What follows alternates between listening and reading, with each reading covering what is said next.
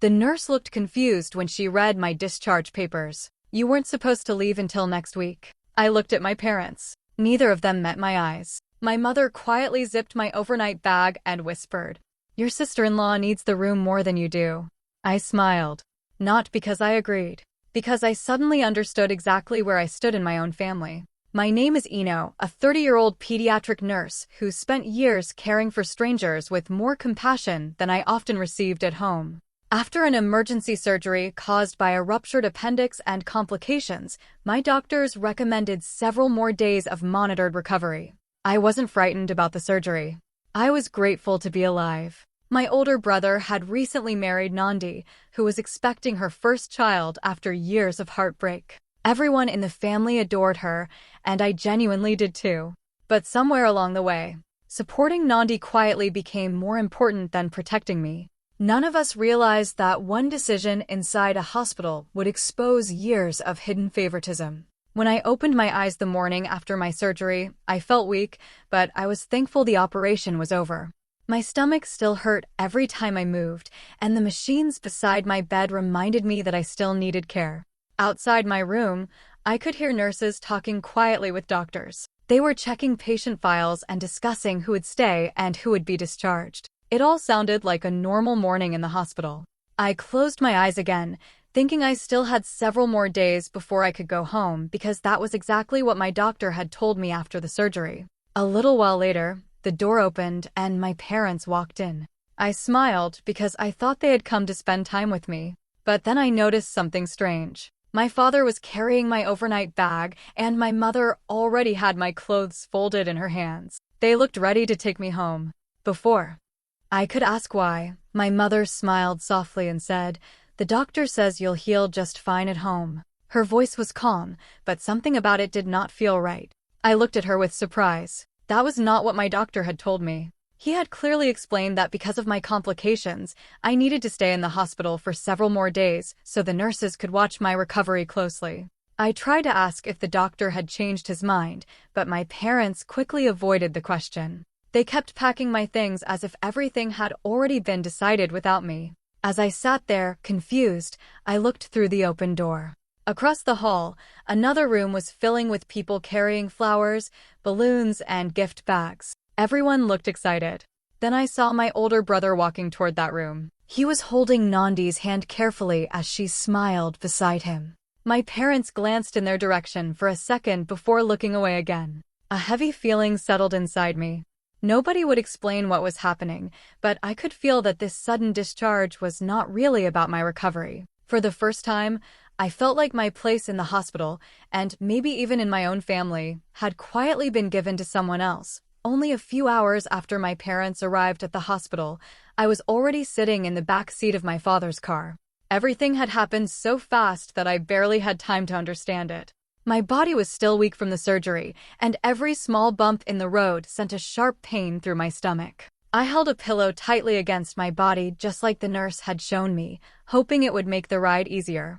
I closed my eyes for a moment, trying to stay calm, but I couldn't stop thinking about what had just happened. The hospital was supposed to be the safest place for me while I recovered. My doctor had said I still needed careful observation because of the complications after my appendix burst. Yet now I was going home much sooner than expected. The more I thought about it, the less it made sense. The car was unusually quiet. My father kept his eyes on the road without saying a word. My mother looked out of the window as if she wanted to avoid looking at me. Finally, I asked, "Why did everything change so suddenly?" "Yesterday the doctor said I still needed to stay." My mother did not look at me. She simply said, "Everything worked out for the best." A few minutes later I asked again, hoping for a real answer. "Did the doctor change his mind?" She gave me the exact same reply. "Everything worked out for the best." Her words felt empty. They answered nothing. Instead, they made me feel that everyone knew something I didn't. When we reached home, another surprise was waiting for me. My bedroom looked completely different. My bed had been moved closer to the window. A small table with my medicines was already beside it. Extra pillows and blankets had been neatly arranged. Even a chair had been placed next to my bed, as if someone planned to sit with me during my recovery. For one short moment, I thought maybe my family had done all this because they truly wanted to take care of me. But that feeling disappeared quickly. After helping me into bed, everyone became busy with something else. My father went outside. My mother started making phone calls. My brother and Nandi never came by. Nobody asked if I needed water, food, or help taking my medicine. Hours passed, and I was left alone in the room. As I looked around, one painful thought became impossible to ignore. They had prepared my room long before anyone told me I was leaving the hospital. My return home had already been planned. The only person who had never been asked was me. That evening, I was lying in bed, trying to find a comfortable position. Every movement still hurt, and I felt much weaker than I expected. My medicine had made me sleepy, but I could not truly rest. My mind kept going back to the hospital and the strange way everything had happened. I was still trying to understand why I had been sent home so suddenly when my phone began to ring. I picked it up and saw an unknown number. For a moment, I almost ignored it, but then I answered. "Hello, Eno?" a kind voice asked. "Yes, this is Grace from your hospital ward. I was one of the nurses looking after you yesterday. I just wanted to check how you were feeling." Her voice immediately made me feel safe. She had been one of the nurses who always explained my medicine and made sure I was comfortable. I thanked her for calling and told her I was resting at home. There was complete silence on the other end of the phone. After a few seconds, she asked carefully, "You're at home already?" "Yes," I replied. "My parents came this morning, and they said the doctor decided I was well enough to recover at home." She did not answer right away.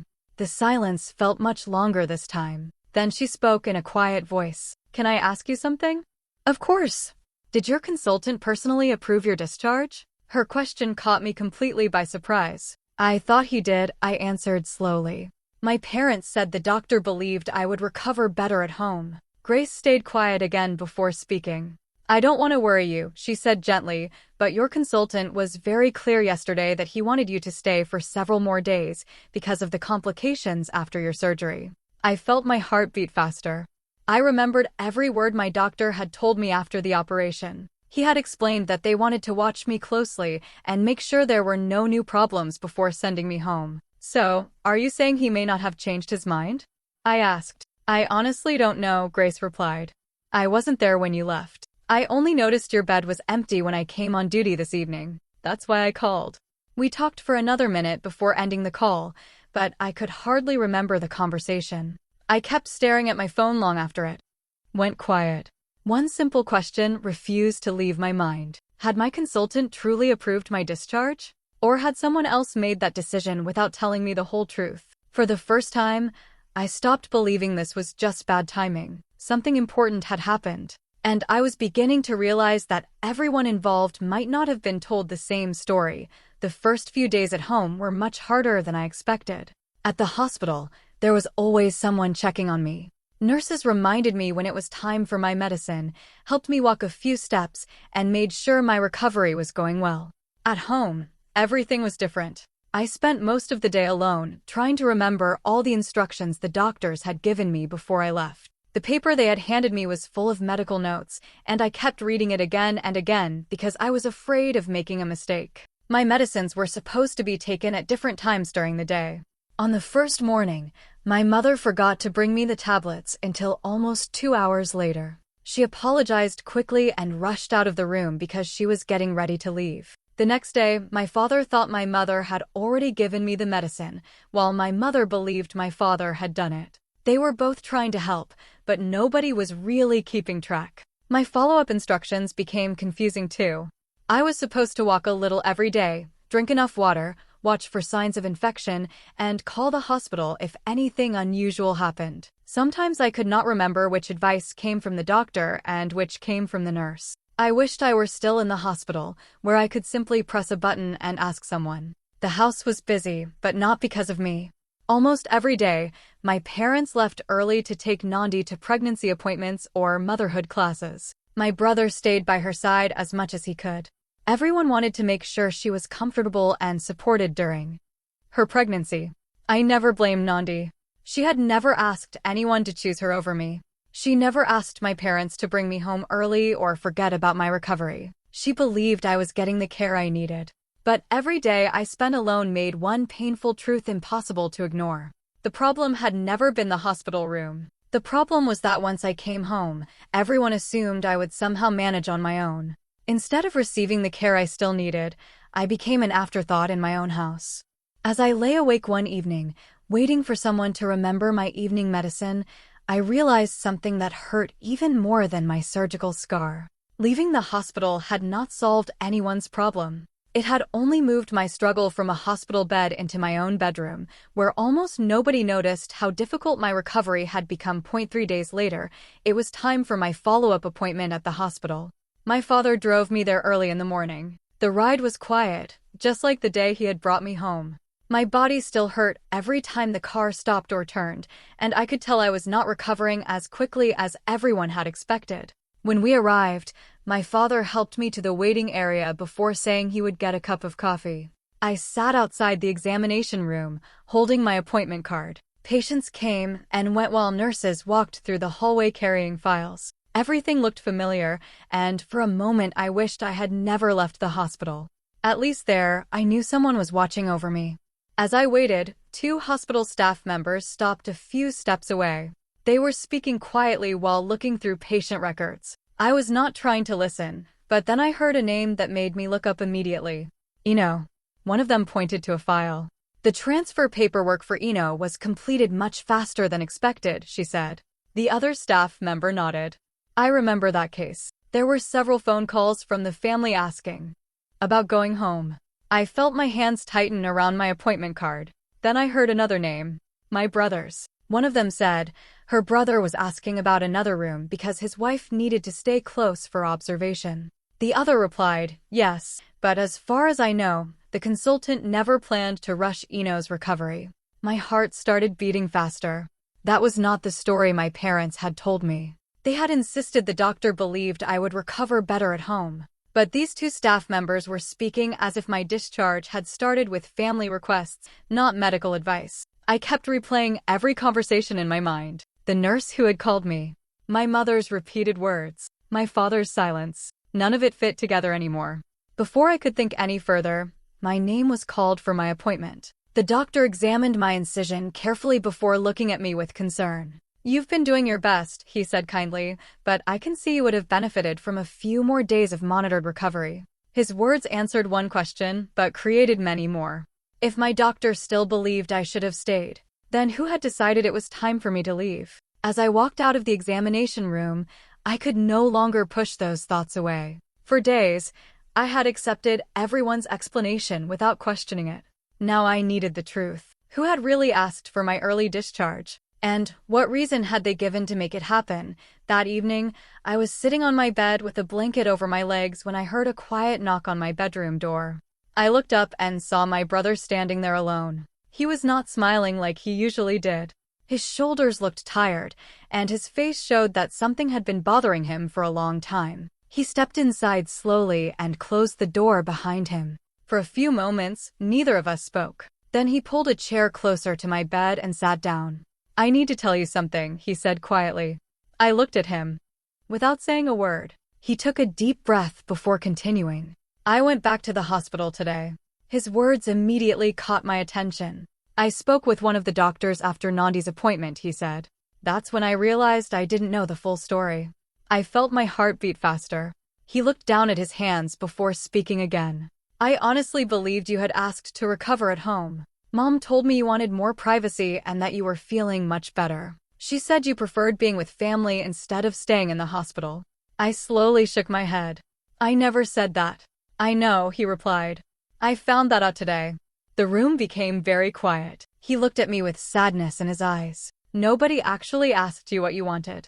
I could not believe what I was hearing. He continued, Mom thought the doctors would agree because you were young and strong. Dad believed Mom had already spoken with your consultant. I believed you had made the choice yourself. Everyone kept making decisions based on what they thought was true. He paused for a moment, but nobody stopped to ask the 2 people who mattered most. You, he said softly. And your doctor. His words stayed with me. There had been no cruel plan. No one had meant to push me aside. Instead, everyone had been making assumptions and passing them to someone else until those assumptions became accepted as facts. Then he looked at me and quietly said, "We were all trying so hard to make sure Nandi was okay that we failed to notice you needed us too." I felt tears fill my eyes. His apology did not take away the pain I had felt during those lonely days. It did not change the early discharge or the difficult recovery. But for the first time since leaving the hospital, someone was finally telling me the truth. And that truth gave us a chance to begin fixing what silence had broken. The following weekend, my parents asked everyone to come to the house for dinner. My brother and Nandi arrived together, and the atmosphere felt different from usual. People spoke politely, but everyone knew there was something important that needed to be discussed. After we finished eating, my father quietly asked if we could all sit together in the living room. For a few moments, nobody spoke. Then my father looked at me and said, "If there is something you want to say, we are listening." I took a slow breath. "I don't want to argue," I said calmly. "I'm not here to blame anyone." Everyone looked at me. "I just want you to understand how I felt." The room stayed completely quiet. I had emergency surgery. I was scared, weak, and still in pain. The doctors told me I needed more time in the hospital. Then suddenly I was sent home without anyone asking what I wanted. I looked at my parents. The hardest part wasn't leaving the hospital. I paused for a second. It was realizing how easy it was for everyone to make decisions about me without even talking to me. My mother lowered her eyes. I continued speaking. When I got home, everyone believed I would be fine. But I wasn't fine. I struggled with my medicine, I spent hours alone, and I kept wondering why my recovery suddenly mattered less. Nobody interrupted me. Even Nandi looked shocked as she listened. Finally, my mother spoke. "I was only trying to do what seemed best," she said softly. "Nandi needed support, and I thought you would recover more comfortably at home with us." As soon as the words left her mouth, she stopped talking. She looked around the room. No one agreed with her. Even she seemed unsure of what she had just said. A long silence followed. Then she quietly admitted, "When I hear myself say it now, it doesn't sound fair." Tears filled her eyes. "I kept thinking about who needed help first. I never stopped to think that both of you needed us at the same time." Her voice became unsteady. "I believed I was solving one problem." She looked directly at me. "But I created another one." I could see the regret on her face. She had never wanted to hurt me. She truly believed she was making the right choice. But good intentions could not change what had happened. They could not erase the loneliness, the confusion, or the feeling of being forgotten during one of the hardest weeks of my life. For the first time, my mother did not try to defend her decision again. Her silence said what her words never could. She finally understood the difference between meaning well and doing what was truly right. Over the next several weeks, things slowly began to change. No miracle happened overnight, but our family finally started talking honestly instead of making decisions for one another. For the first time in a long while, people asked questions before making assumptions. They listened to the answers instead of believing they already knew what was best. My parents started visiting me every day after work. At first, I thought they were only doing it because they felt guilty. But as the days passed, I realized something was different. My mother no longer rushed through the room while thinking about the next task. She sat beside me, asked how I was feeling, and waited for my answer. My father helped me keep track of my medicine and even wrote the times down on a small notebook so nothing would be forgotten again. Those little actions meant more to me than big promises. One afternoon, Nandi came to see me by herself. She carried a small container of homemade soup and looked nervous as she walked into my room. After placing it on the table, she sat quietly for a moment before speaking. "I need to tell you something," she said. I smiled gently and told her she could say anything. She looked down and took a deep breath. I didn't know. I knew exactly what she meant. She continued, "I never knew you were sent home early because everyone thought I needed more attention. They told me your doctor was happy with your recovery and that you wanted to be at home." She wiped away a tear before looking at me again. "If I had known the truth, I would never have accepted that. I would have told them to leave you where you were safest." There was no anger in her voice, only sadness. I reached for her hand and gave it a gentle squeeze. "I know," I said quietly. "None of this was your fault." She smiled through her tears, and for the first time since everything had happened, neither of us felt caught in the middle of someone else's decisions. As the weeks passed, our family slowly became closer. We learned that caring for one person should never mean forgetting another. Love was never meant to be shared by taking it away from someone else. My scar slowly healed, and I became stronger every day. But something even more important was healing inside our family. We finally understood that compassion is not limited. It does not become smaller when another person needs help. The more we truly saw each other, the more love, care, and understanding our family seemed to have. That lesson changed all of us far more than my surgery ever could. A few months later, I was finally strong enough to return to my job at the Children's Hospital.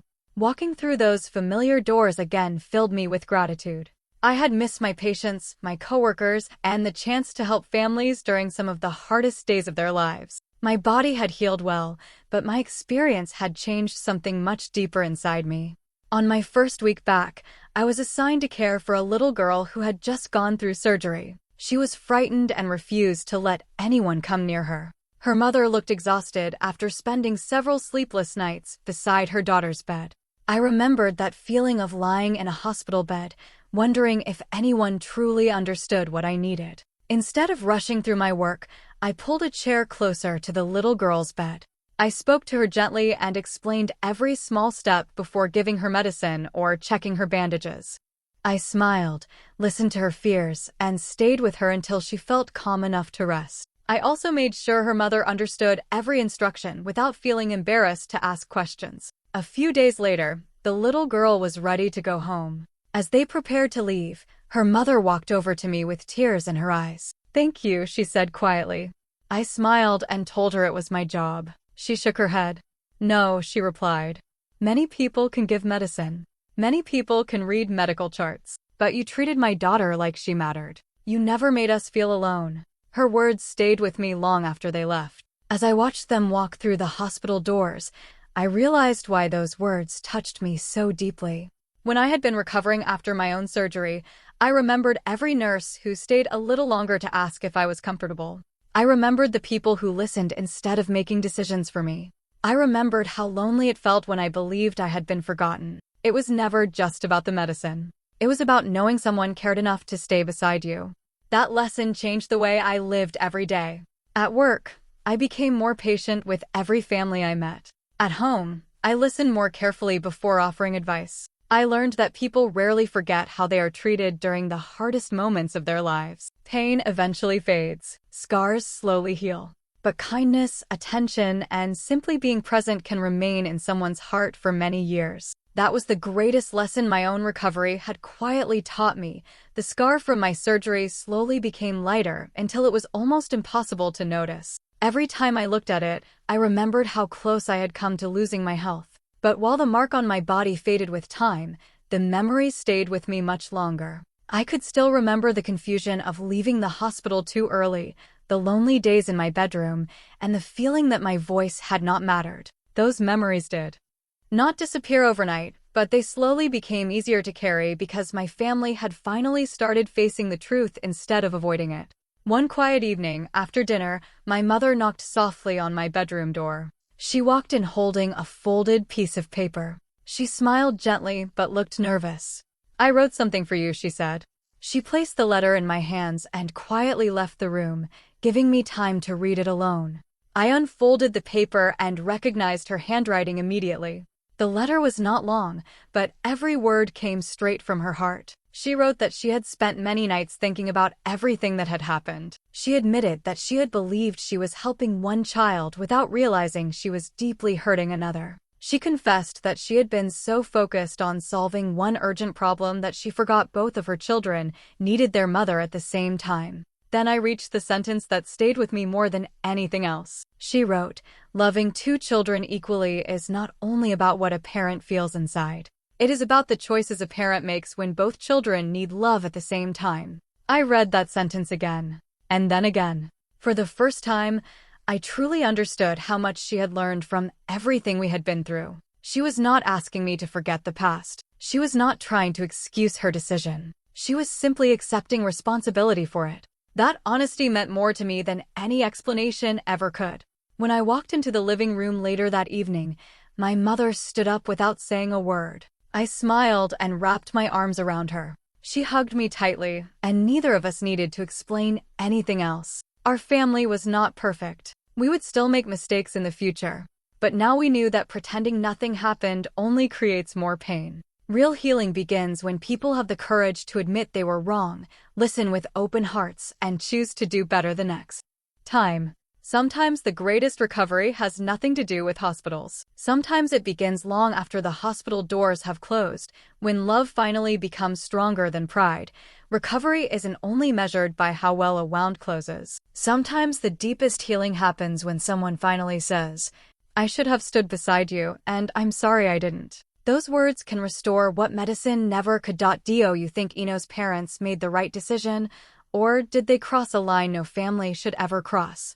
Tell us what you would have done in the comments, and subscribe for more emotional family stories that stay with you long after they're over.